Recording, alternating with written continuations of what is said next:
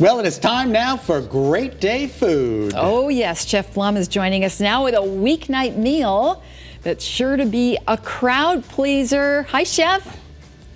Hey, good afternoon, you guys. How are you? We're excellent, excellent. Did I see like Pillsbury dough or something? What did I say? Yeah, you guys know these, right? Those little Oh, yeah. Oh, love them. Love those. Everyone, I love these, but I'll tell you what, I grew up down south and my family would have a heart attack if I was But listen, we're trying to chef it up at home on a Monday. So I've got a really easy recipe you should try. This is a really easy one, and it makes a delicious dinner. Can I show you what I'm using so far? Absolutely. Here we go. So the trick is I've got just a little bit of heavy cream. Not a big deal here. I'll go to my overhead camera. A little bit of white wine, right? Just a pinch of flour right here.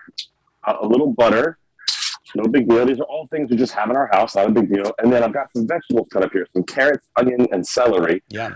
We call it mirepoix in the chef world.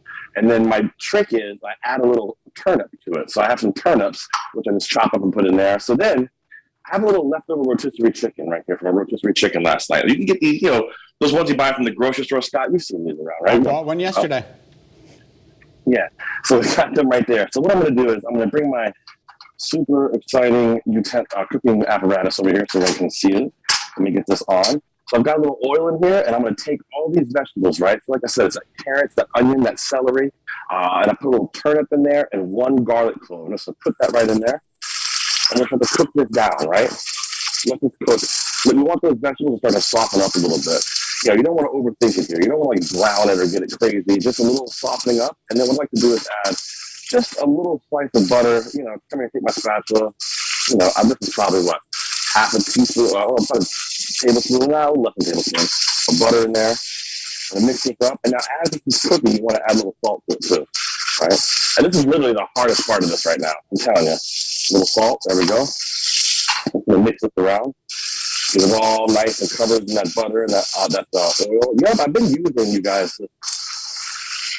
avocado coconut saffron oil. It's a really clean, simple oil. It doesn't have a lot of flavors, and the best part, it doesn't burn. So I've been using that oil a lot of plain oil, because olive oil tends to burn. Yeah. So there we go. Let's kind of get soft. Then what I do is I take this chicken, right? This is just, like I said, the leftover chicken, a little bit of that juice that's in there. I'm going to put all of that right into the pan.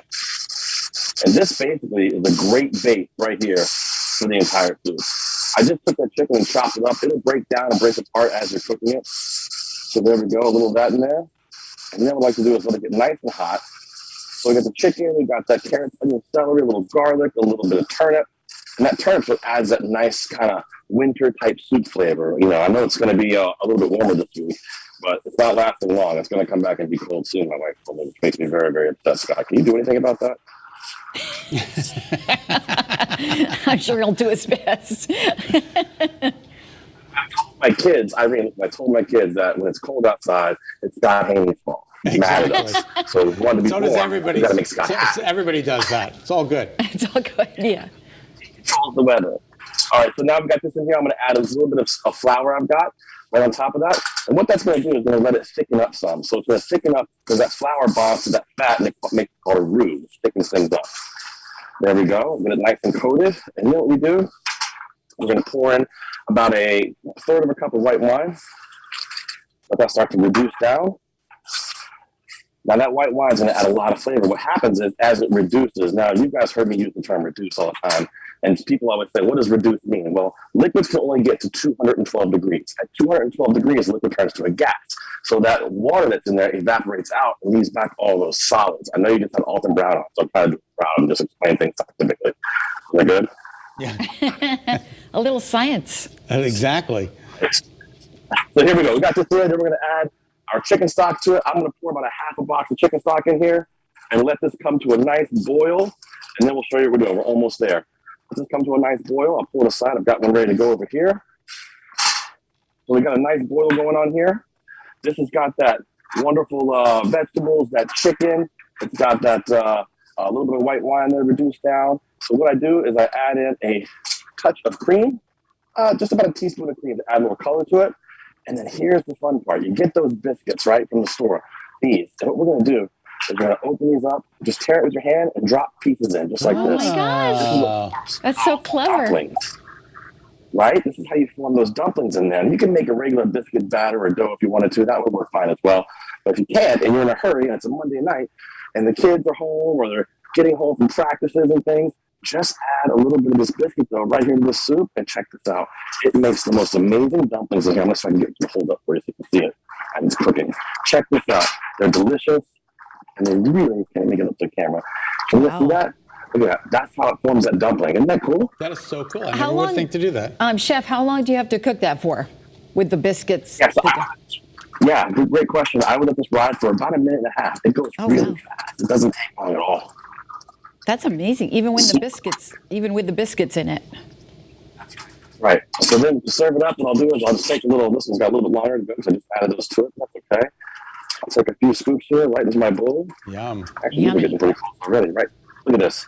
Hearty, delicious for a cold day. Are you kidding me? Yeah. And we want to make it fancy. Let's add a little celery leaf on top of it so it looks like we know what we're doing. Come on. How about that, you guys? That's perfect. Beautiful chicken dumplings. That's perfect for a cold day, yeah.